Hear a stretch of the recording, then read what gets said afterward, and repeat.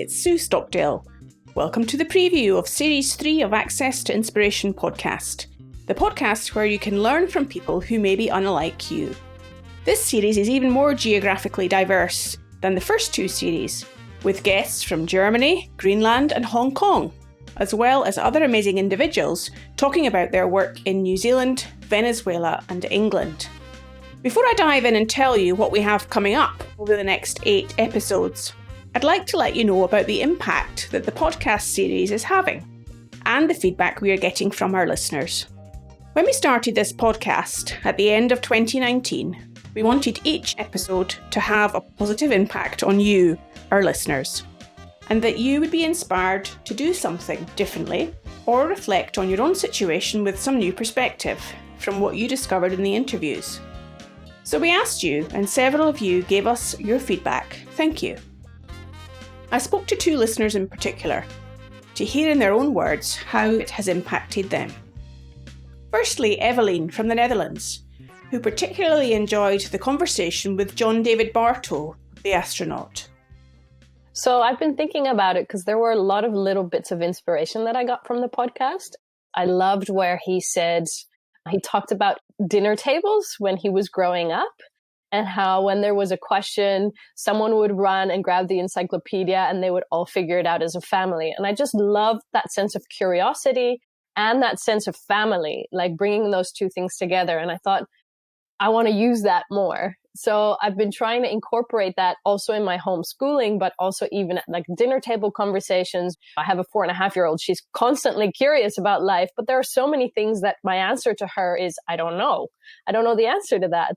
To then not just stay there, but actually like, okay, let's figure this out together. And it's brought like a whole new energy also into our learning and growing together, which is really, really neat.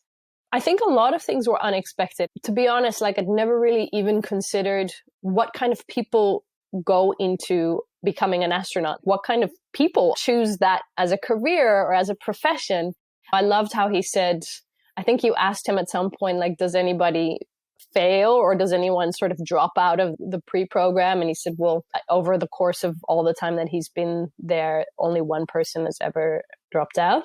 So I don't know, it just felt like it was just interesting. It was so interesting to hear him say how he went from being young and wanting to be either a cowboy or an astronaut and then choosing this profession that was so about adventure and just the whole storyline. It just took me into not only his life, but also thinking about how all of us have our stories of how this sort of winds and how we end up choosing a particular profession and how little I really know about all these different professions that are out there and the people that are making the choices to go into them. And yeah, so I think the whole journey was like a big, wonderful surprise. And then I spoke to Mike from the UK, who was moved also by what the astronaut had to say, and also an earlier interview with Celia Garland from Series 1, whose career journey resonated particularly with him. I was struck in that case by the serendipitous nature of careers, or lots of the careers I've been involved with. The fact that, again, it's not training as something and then working your way up through a hierarchy.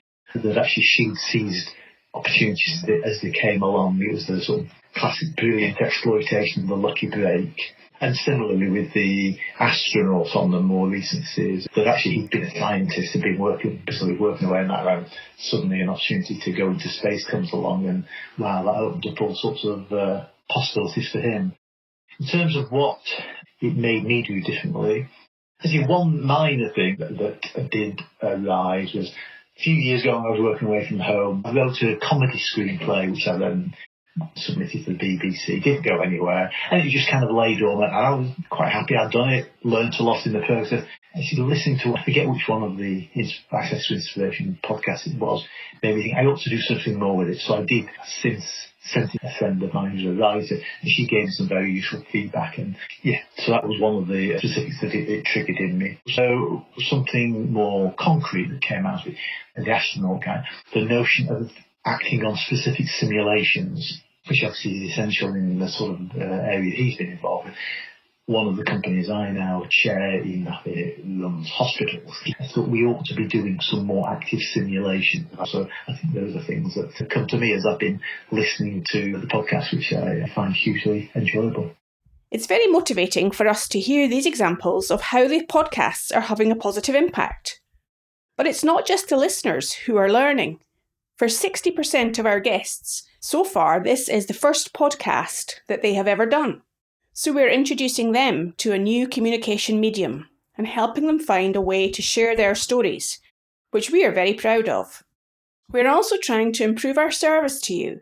And if you haven't checked it out yet, on our website, accesstoinspiration.org, you'll find transcriptions for all the Series 2 podcasts, and the others will be getting added soon.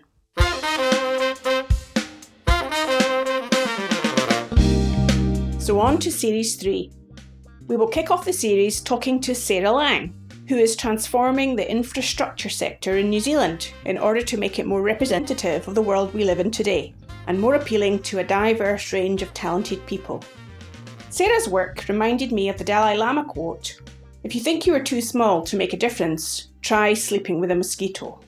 I'm very staunch about only working in areas where I can make a difference and leaving a positive legacy. And so I think the infrastructure sector is a great way to do that. Infrastructure is not just concrete and bridges. Actually, infrastructure is built to improve the well-being of our people, and I'm very passionate about that.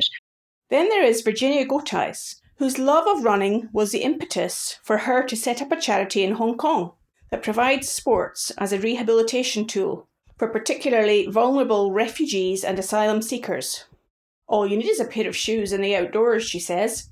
I think you might also need some energy. When you exercise, even very mild exercise, your cortisol levels, that's your stress hormone levels, they go down. Refugees face a lot of anxiety, a lot of depression, a lot of PTSD, and very simple exercise. Just spending some time in nature really helps to get them in a happy place. And if that isn't enough to whet your appetite, one of the conversations I'll be having is with Nauja Bianco about what it's like to grow up in Greenland, where a love of the outdoors and acceptance of responsibility comes at an early age. It's also a part of the world where cultural identity is becoming more important. So listen to what Nauja has to say on that. All this and lots more to enjoy in the next few weeks.